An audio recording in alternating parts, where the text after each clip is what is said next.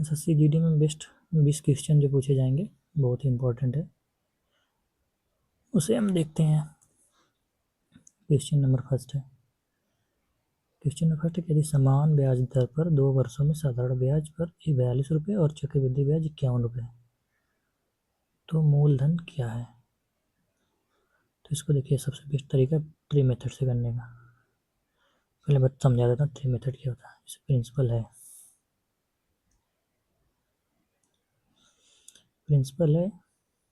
इसमें 2 साल का निकालना है ना, पहला साल है दूसरा साल है। जैसे रेट मान लीजिए 8% है, तो पहले साल के ब्याज कितना मिलता है, PR/100। क्यों? क्योंकि ब्याज बराबर क्या होता है, P/R/T/100, ये होता है फार्मूला। तो पहले साल का टाइम बराबर 1, तो PR/100, दूसरे साल का भी PR/100। और जो पहले साल का जो ब्याज निकला उस पर जो ब्याज हम ले रहे हैं 8% के हिसाब से, वही जो हमारा होता है, यही हमारा ये CI में एक्स्ट्रा निकल गया था, चक्रवृद्धि ब्याज में यही हमारा एक्स्ट्रा निकल गया था। तो हमारा ये दोनों साल का, पहले साल कैसा है दूसरे साल कैसा है, दोनों साल का ये क्या है हमारा CI। तो यानी इसी तरीके से हमारा प्रिंसिपल जो भी रहा, पहले साल में 21 रुपये मिला, दूसरे साल 21 रुपये मिला, 42 रुपये हो गया। और कितना हमें मिलेगा, तो 51 रुपये हो जाएगा, 9 रुपये। तो यानी कितना हुआ है, ये 9/21 हुआ है। ये 9/21 हुआ, तभी 9 हुआ है। तो यानी ये प्रिंसिपल का ये क्या रहा होगा, प्रिंसिपल का 9/21 रहा होगा, तभी ये हुआ होगा 21। यानी प्रिंसिपल का 9/21 बराबर 21, यानी प्रिंसिपल बराबर 21 इंटू 21 बटे में 9। सॉल्व करेंगे तो 3 से कट जाएगा 7 बार, 3 से कट जाएगा 7 बार, यानी 49 आ जाएगा हमारा प्रिंसिपल। तो इसका आंसर हो जाएगा 49। दूसरा क्वेश्चन है, एक परीक्षा में गणित के 3 प्रश्न पत्र हैं, अंग्रेजी के 2 प्रश्न पत्र हैं और विज्ञान के 1 प्रश्न पत्र था। सभी प्रश्न पत्र 100 अंकों के थे। यश को गणित में 60% अंक, अंग्रेजी में 70% और विज्ञान में 50% अंक मिले। तो 100 का सीधे सीधे वही 60% मिले या 60 नंबर मिले, की बात हुई। तो पहले लिख लेते हैं, मैथ लिख लेते हैं, इंग्लिश लिख लेते हैं और क्या, साइंस। मैथ के कितने प्रश्न पत्र हैं, 3, इंग्लिश के 2 और साइंस के 1। इसमें मिले इसको 60% यानी 60 अंक, इसमें मिले 70 अंक, इसमें मिले 50 अंक। यानी हमें ये सभी प्रश्न पत्र में कितने परसेंट अंक मिले, यानी हमें एवरेज पूछ रहा है। तो एवरेज देखिए कैसे निकालते हैं। ये हो जाएगा हमारा 180। जैसे M है, मतलब ये 3 पेपर है, पहले में 60, दूसरे में 60, तीसरे में 60, तो 3 में मिला 180। इसी तरह से 2 में मिलेगा इसको 140, इसी तरह 1 में मिलेगा 50। तो तीनों में कितना मिलेगा, 0, 5, 9, 8, 17, 1, 1, 2, 3, 70। कितने विषय हैं टोटल, 6 विषय हैं। तो इसको भाग देंगे तो 61.66% आ जाएगा। यही नंबर है, 100 में थे तो यही परसेंटेज आ जाएगा। लेकिन इसका बेस्ट तरीका लगाने का मैं बताता हूँ आपको। जैसे यहाँ पे 3 मैथ में है, 2 इंग्लिश में, 1 साइंस में। इसमें 60 नंबर, इसमें 70 नंबर, इसमें 50 है। तो जो हमें दिया रहता है, जैसे ऑप्शन हमें 60 के आसपास दिया, मान लीजिए हमें इसको टोटल 60 मान लेते हैं, टोटल 60 था। अब जो हमें डेविएट हो रहा है, मतलब 60 से जितना अंतर हो रहा है उसी को लिखेंगे और उसको टोटल भाग से डिवाइड कर देंगे। देखिए इसमें 0 है तो 0 में 3 का 0 करेंगे, कोई मतलब नहीं है। 10 यहाँ पे ज़्यादा हुआ तो 2 में 10 ज़्यादा हुआ, तो कितना ज़्यादा हुआ, 20। यहाँ पे 10 कम हुआ तो कितने में कम हुआ, 1 में ही कम हुआ, 10। इसी नंबर को हम 6 से, यानी 3 भी सही है, 2 भी सही है, 1 ही 6 से डिवाइड कर देंगे। तो हमारा जाएगा 60 + 10/6, यानी इसको सॉल्व करेंगे 1.66 आ जाएगा। तो यानी हमारा हो जाएगा टोटल 61.66%। इसको जल्दी से लगाने का तरीका है। नेक्स्ट सवाल की तरफ बढ़ते हैं। तीसरा सवाल, ए एक कार्य को 32 दिन में, बी उसी कार्य को 48 दिन में करता है। यदि वे 8 दिनों तक 7 कार्य करते हैं फिर ए चला जाता है। बी से इस कार्य का 60%। देखिए पहले इनका एलसीएम लेंगे, तो 32 और 48 का एलसीएम पहले लिखेंगे, 8 × 4। अब 48 में तो 6 लेना है, तो 2 इसमें है, ये 3 का मल्टीप्लाई कर देंगे। अब एलसीएम लेना तो आप जैसे भी ले सकते हैं, लेकिन ये डायरेक्ट होता है। ये हो जाएगा 96। तो 32 × 96, 48 × 96। अब ये इनकी आ गई एफिशिएंसी, 3 की एफिशिएंसी से काम कर रहा है 2 के, तो टोटल हो गई हमारी 5। कितने दिन काम कर रहे हैं ये लोग? 8 दिन। तो यानी 40 काम तो ये दोनों मिल के कर दे रहे हैं। 40 काम ए प्लस बी मिल के कर दिए। बचा का हमारा 56 काम को कौन करेगा? बी की एफिशिएंसी 2 है, लेकिन हमें इस 56 का कितना परसेंट काम करना है? 60%। 60% मतलब 60% का मतलब था ना 3/5, 60/100, 3/5। तो इसको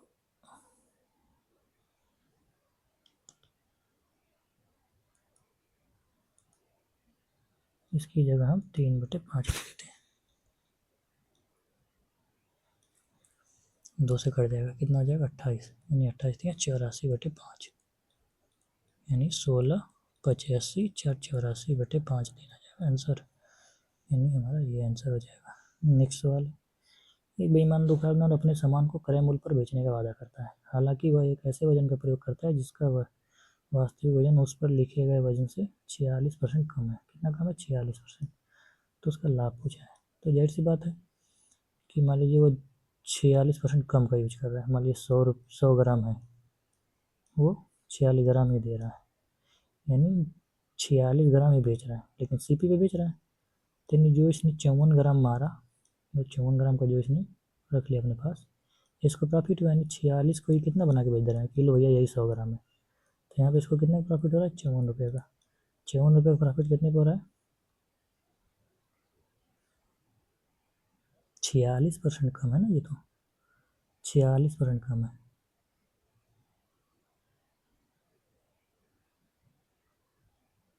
46% कम है, ये उल्टा हो गया। 46 कम है, तो यानी 46 कम है तो कितना में? 54 में 46 कम है, यानी ये 54 को ही 100 बना रहा है। तो यानी 46 46 का प्रॉफिट हो रहा है कितने पे? 54 पे। तो 100 पे कितने?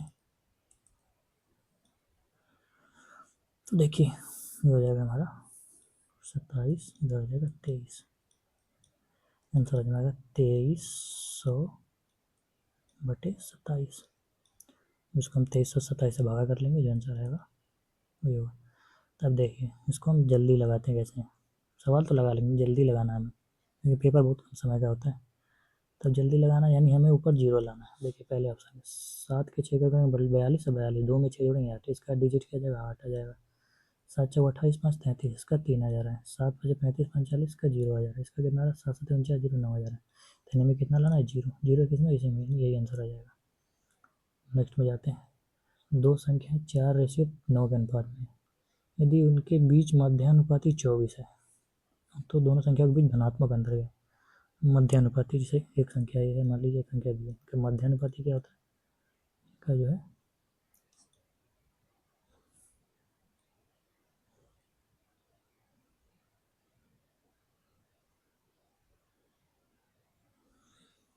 इनका मध्यानुपाती होता है √AB। अब देखिए संख्या कितनी है? 4×9, रूट में ले लेंगे, यही हो जाएगा मध्यानुपाती। 36, रूट बाहर निकालें तो क्या जाएगा? 6। तो मध्यानुपाती दिया कितना है? 6 की वैल्यू 24 दी है, तो यानी 1 की वैल्यू 4 हो गई। कह रहा है कि इनके बीच का डिफरेंस निकालना है, तो 4 और 9 के बीच डिफरेंस कितना है? 5। तो 1 की वैल्यू 4 है तो 5 की वैल्यू 20, यही डिफरेंस है इनका, तो 20 इसका आंसर आ जाएगा। दो शंकुओं की ऊंचाई का अनुपात 4:3 है, यदि उनके आधारों की त्रिज्याओं का अनुपात 1:2 है, तो उनके आयतनों का अनुपात। अब देखिए शंकु का आयतन का फॉर्मूला लिखते हैं। शंकु के आयतन, शंकु का आयतन क्या होता है?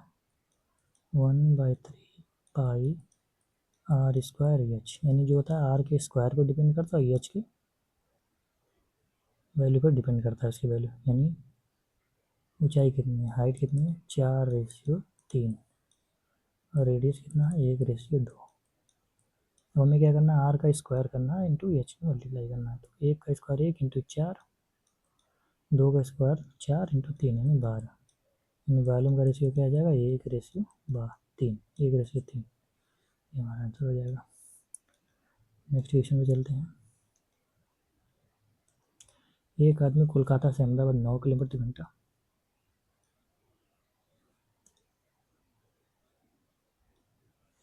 9 किलोमीटर प्रति घंटा गति से जाता है, उसी मार्ग से 18 किलोमीटर घंटा की गति से कोलकाता वापस आता है, तो उसकी पूरी औसत गति सबसे पहले औसत गति का फार्मूला ले लेते हैं।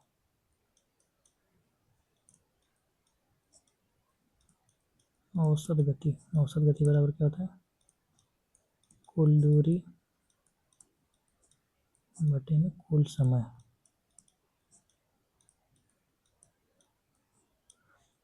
अब देखिए यहाँ पे दूरी दिया नहीं है, तो पहले हम क्या लेते हैं, मान लीजिए कुछ भी जो इन दोनों का, ये 9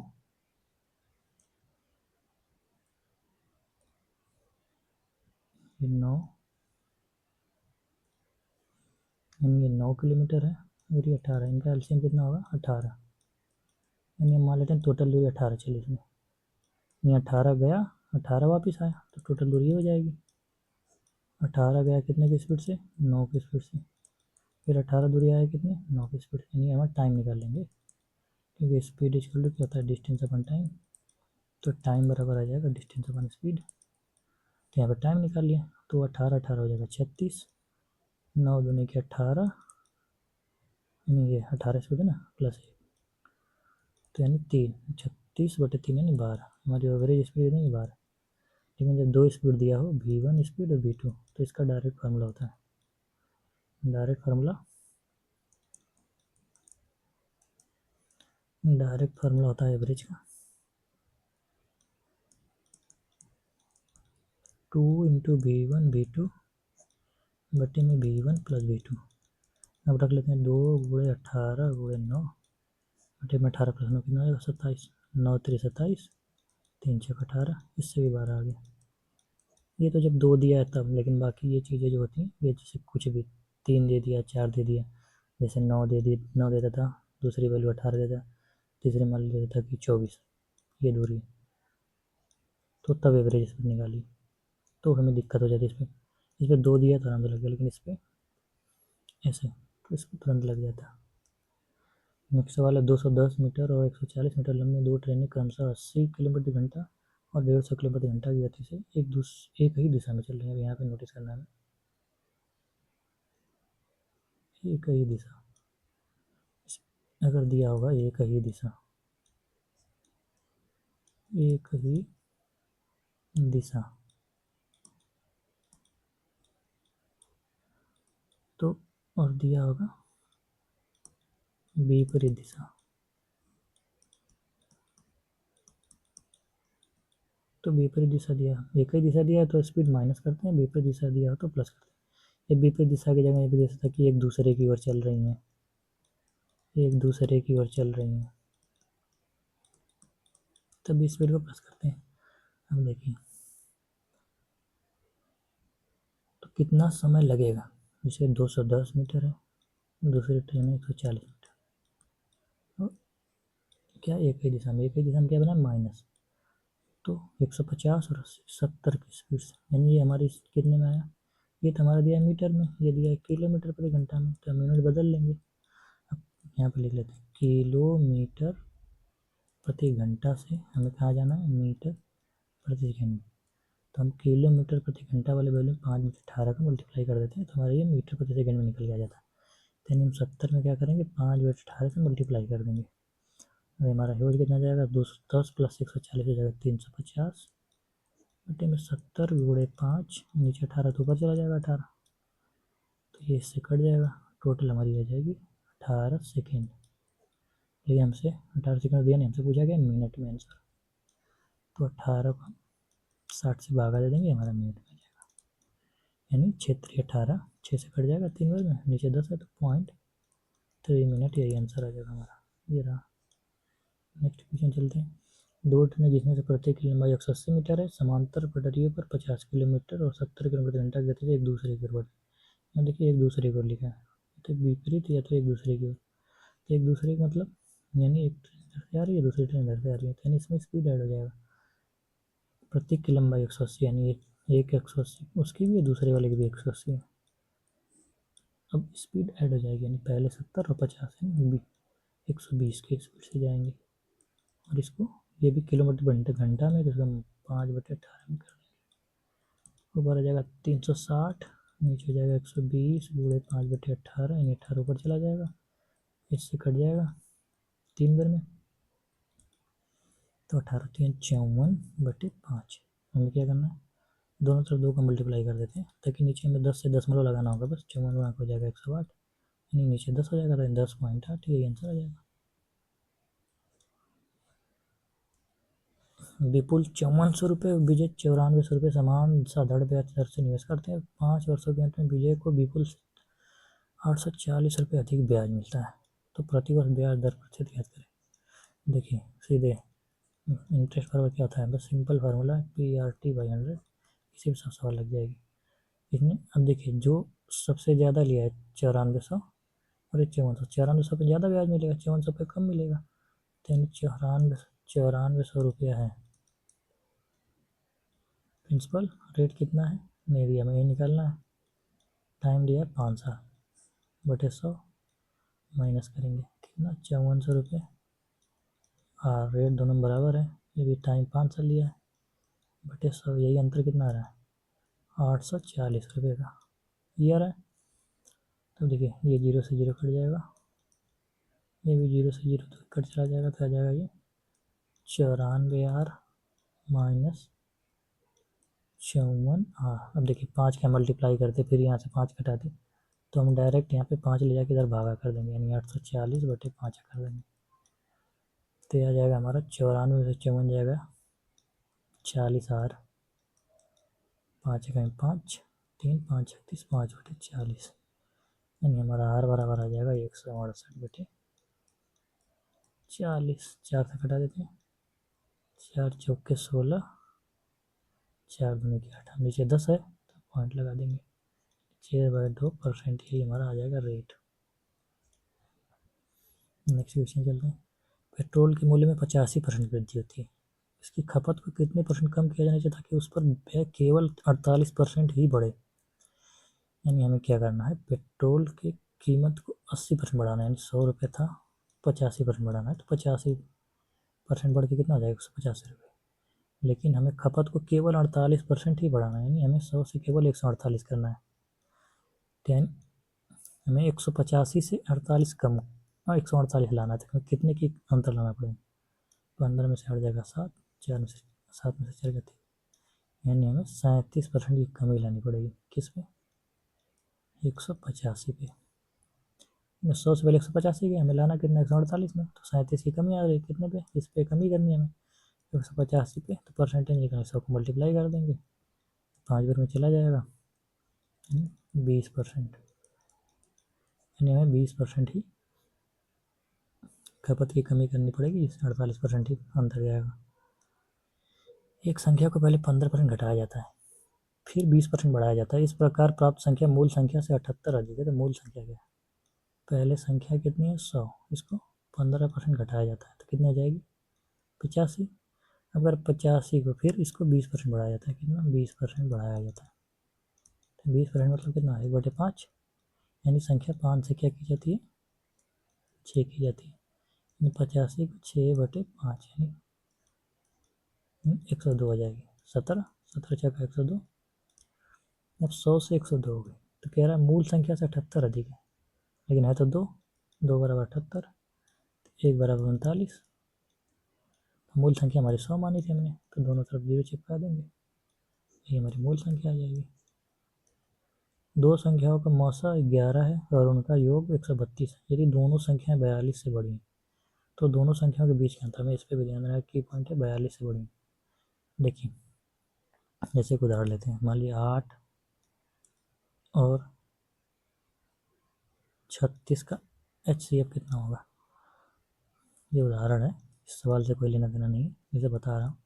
तो इसका HCF कितना होगा 4, क्योंकि 4 से 8 भी कट रहा है 36 भी कट रहा है, तो हम इसको लिख सकते हैं 4 × 2 4 × 9। देखिए अब ये जो हमारा कॉमन है इन दोनों में, यही एलसीएम होता है, एचसीएफ होता है मसा। तो ये जो होती है ये दोनों को प्राइम होती है, आपस में आवाज होती है, को प्राइम होती है, सहभाजी जो भी मतलब, यानी हमें कॉमन एक ही होता है, तो यानी संख्या क्या है, समासा कितना है यहाँ पे कह रहा है 11 है। तो यानी दो संख्या है, यानी एक 11x है 11y। जैसे ये 4 2 है 4y, यानी ये हमारा इसको x मान लिया हमने, इसको y मान लिया था। यानी मेरी संख्या दो कितनी है 11x 11y है। ये पहली संख्या ये है, दूसरी संख्या ये है। अब कह रहे हैं इन दोनों संख्याओं का योग कितना है 132 है। तो x प्लस वाई निकाल लेंगे, x प्लस वाई 11 से कट करेंगे 12 में आ जाएगा। तो यानी हमें दो संख्या लेनी 12 और दोनों का आपस में फैक्टर नहीं होना चाहिए। जैसे हमने 2 10 लिया तो 10 में 5 छुपा हुआ, 2 छुपा हुआ है, 3 9 ले लिया। पहले बात तो हमें 11 3 से तो ज़्यादा लेनी है क्योंकि हमें 42 से ज़्यादा लेनी है। 3 और 9 हो नहीं सकता, 1 और 11 हो नहीं सकता क्योंकि हमें क्या लेना है 42 से बड़ा लेना है। तो हम इसको ले लेंगे 5 और 7, तभी 12 होगा। और ये दोनों आपस में को प्राइम है। तो यानी 11 गुणे 5 पहली संख्या, दूसरी संख्या क्या है 11 गुणे 7। यानी अंतर कितना है इसे निकालें, 5 में 7 गया 2, यानी 11 गुणे 2 22 अंतर आ जाएगा।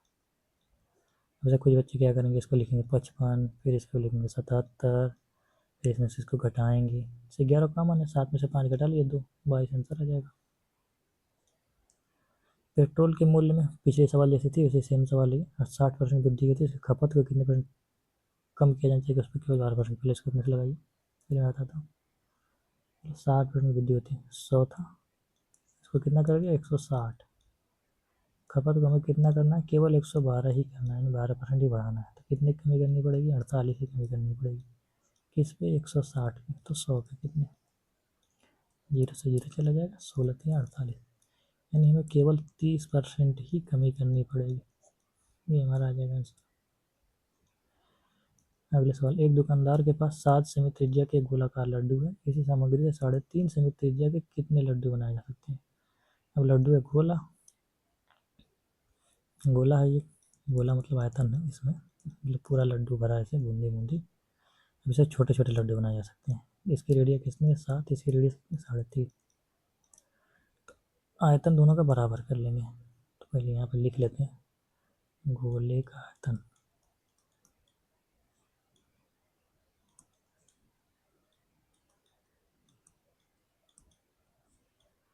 गोले का आयतन में 4/3 पाई आर क्यूब। यानी हमें इस पर ध्यान देना है, दोनों तरफ बल्ब करेंगे तो 4/3 से 4/3 पाई कट जाएगा। यानी सीधा डायरेक्ट इसे मैं लिख के बता देता हूँ पहले आपको, फिर डायरेक्ट बताऊँगा। जैसे 4/3 पाई इंटू 7 में क्या करना है, आयतन बराबर करना है। दूसरी तो मान लीजिए n, ऐसे ऐसे छोटी n संख्याएँ बन गई। इसका एक आयतन कितना है 4/3 पाई इंटू 3.5 इंटू 3.5 इंटू 3.5। तो ये इससे पूरा इससे कट जाएगा, तो n बराबर क्या आ जाएगा 7 into 7 into 7 upon 3.5 into 3.5 into 3.5।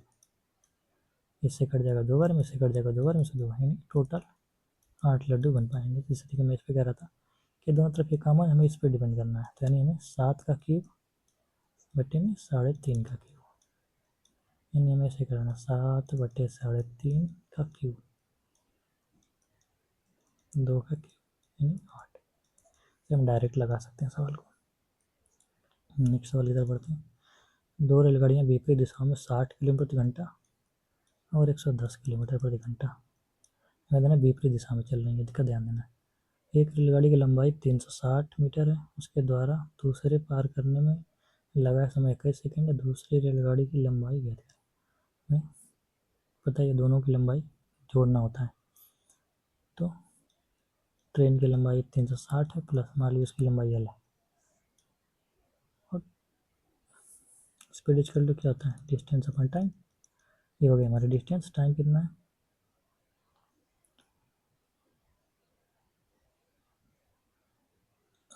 ये, तो टाइम बराबर क्या हो जाएगा डिस्टेंस अपॉन स्पीड। तो नीचे हम स्पीड लिख लेते हैं, कितनी है 60, विपरीत दिशा में तो ऐड हो जाएगी स्पीड 110, यानी हो जाएगी हमारी कितनी है 360 प्लस L 170, 100 बराबर 21। इसको करना है 5/18 को। अब ये 2 दशमलव स्थान का ऑप्शन जो देखिए 630.92 630.08, इसको काफ़ी बारीकी से करना होगा सवाल को। तो यानी 360 प्लस एल 360 प्लस एल बराबर 21 गुणे 170 गुणे 5/18। 3 7 21, 3 6 18।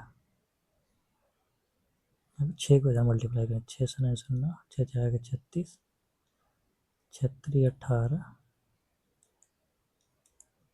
3 21, 2160 प्लस 6L, 17 7 119, 95 45, 5 9, 5 5। अब ये 6L बराबर हमें निकालना पड़ेगा, तो इधर जाके माइनस हो जाएगा 2160।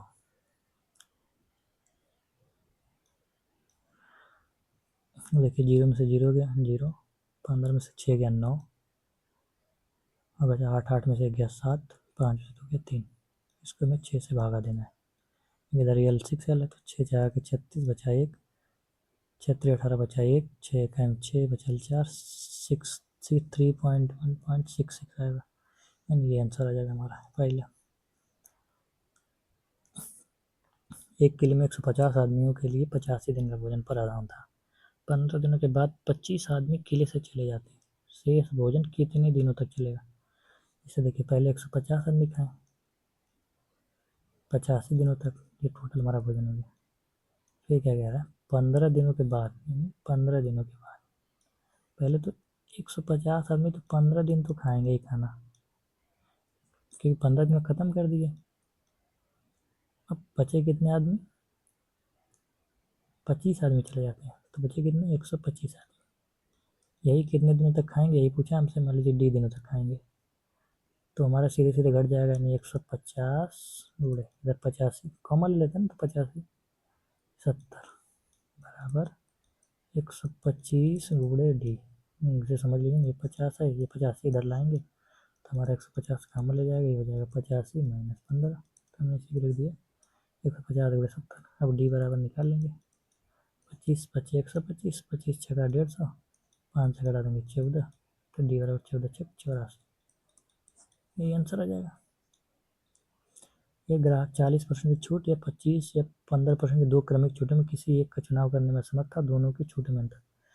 क्रमिक छूट या क्रमिक जो भी क्रमिक की बात करेगा, सक्सेसिव प्रॉफिट से 2 या डिस्काउंट होता है, तो इसका फार्मूला होता है X plus Y plus X Y बटे 100।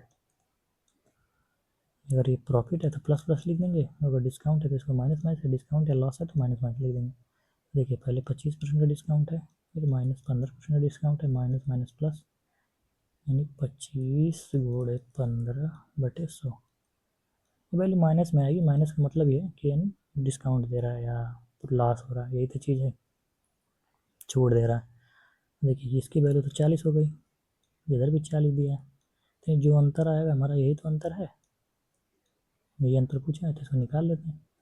25 चौके 100, यानी 15 बटे 4, 3.75% ये डिफरेंस आएगा, क्योंकि हमारा तो वैल्यू सेम ही है ना। तो ये हमारा आ जाएगा। नेक्स्ट क्वेश्चन, एक परीक्षार्थी 25% अंक प्राप्त करता है और 68 अंकों से अनुत्तीर्ण हो जाता है, जबकि दूसरा परीक्षार्थी 50% अंक प्राप्त करता है और उत्तीर्ण होने के लिए आवश्यक न्यूनतम अंकों से 42 अंक अधिक प्राप्त करता है। तो परीक्षा के लिए अधिकतम अंक है, इसे देखिए 25% अंक प्राप्त करता है और 68 अंकों से अनुत्तीर्ण हो जाता है, 68 अंक कम थे। दूसरा 50% अंक प्राप्त करता है, इसको कितने ज़्यादा मिलते हैं? 42 ज़्यादा मिलते हैं। देखिए इनका डिफरेंस रहेंगे, 50 में से भाग जाएगा 25,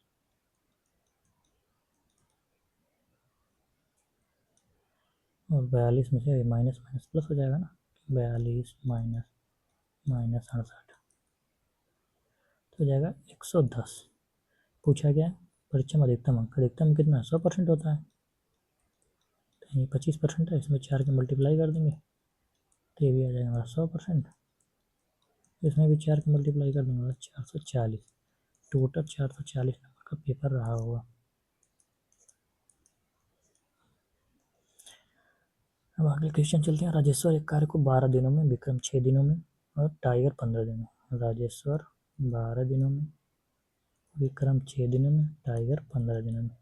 ये सभी एक साथ कार्य शुरू करते हैं, लेकिन राजेश्वर 2 दिन बाद कार्य छोड़ता है। जैसे 2 दिन ही कार्य किया राजेश्वर, और विक्रम पूरा कार्य होने से 3 दिन पहले कार्य छोड़ देता है। देखिए हम इसको 2 दिन करा के फिर हटा देते हैं। तो पहले इनका एल्सियम ले लेते हैं। देखिए एल्सियम कह देते हैं, 3 चौके 12 लिख दिए। हमें 6 लेना है तो 6 इसमें है, ये 12 में 6, 15 लाना है तो 3 है, ये 5 लिखना है बस। 3 चौके 12 पचे 60, एल्सियम आ जाएगा। तो इसकी एफिशिएंसी 5, इसकी एफिशिएंसी 10 और इसकी एफिशिएंसी 4। अब क्या कह रहा है, राजेश्वर 2 दिनों में बात कर छोड़ दी। राजेश्वर 5 की एफिशिएंसी से काम कर रहा है, 2 दिन में कितना काम करेगा, 10 यूनिट, यानी कि 10 यूनिट खत्म हो गया। ठीक है, अब राजेश्वर काम नहीं करेगा क्योंकि 2 दिन काम खत्म हो गया ना, बाकी काम विक्रम टाइगर करेंगे। अब राजेश्वर को नहीं करा देना, पता चलेगा घटा भी दिया, राजेश्वर से भी करा दिया तो आंसर गलत आ जाएगा। अब क्या कह रहा है, 3 दिन विक्रम कार्य 3 दिन पहले कार्य छोड़ दिए। जैसे विक्रम क्या कर रहा है, 3 दिन पहले छोड़ के चला जा रहा है। विक्रम को हम 3 दिन और काम करा दें, मतलब जो काम छोड़ा है उसने और काम करा दे, तो हमारे लास्ट दिन तक करा सकते हैं इसको। जैसे देखिए ये 5 दिन काम किया, मान लीजिए कोई है, ये विक्रम को ले लेते हैं। तो विक्रम ने 3 दिन का काम पहले छोड़ दिया, और विक्रम 3 दिन बाद कार्य छोड़ता है, तो यही कार्य हम ला के इसमें ऐड कर देंगे। तो विक्रम की एफिशिएंसी कितनी है, 10, 3 दिन और काम करा देते हैं इससे। अब यही टोटल काम को कौन करेगा, विक्रम और टाइगर, क्योंकि राजेश्वर तो छोड़ के चला गया 2 दिन में। अब यही बचा हुआ काम कौन कर रहा है, विक्रम और टाइगर। तो 60 + 30, 90 - 10, 80। 80 काम को कौन कर रहा है, विक्रम और टाइगर। 14, 40/7, 40/7 दिन में काम कंप्लीट होगा। Thank you. चैनल सब्सक्राइब कर लीजिए।